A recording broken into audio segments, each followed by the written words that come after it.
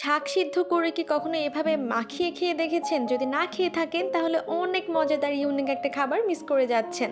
যারা শাকসবজি সিদ্ধ করে খেতে পারেন তারা তো অবশ্যই এটা খাবেন। আর যারা খান না তারাও একবার হলেও ট্রাই করে দেখতে পারেন।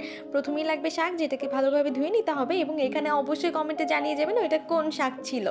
তো তারপর একটা বাটিতে রসুন কুচি, পেঁয়াজ পাতা কুচি, শুকনা মরিচ, একটু করে তিল এবং বেশ কিছু পরিমাণ ফুটন্ত তেল, লবণ, চিকেন পাউডার, একটু করে আইসিং সুগার এবং কিছু পরিমাণ ফিশ সস এবং সয়া সস অ্যাড করে একটা সস রেডি করতে হবে। এই সসটা কিন্তু মাস্ট দিতেই হবে।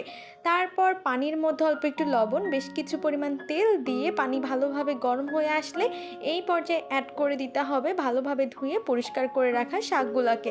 এই শাকের নাম কিন্তু অবশ্যই কমেন্টে জানাবেন। তারপর এগুলোকে 80 থেকে 90% মতো সিদ্ধ করে তারপর এটাকে তুলে ঠান্ডা পানির মধ্যে কিছুক্ষণ রেস্টে রেখে দিবেন।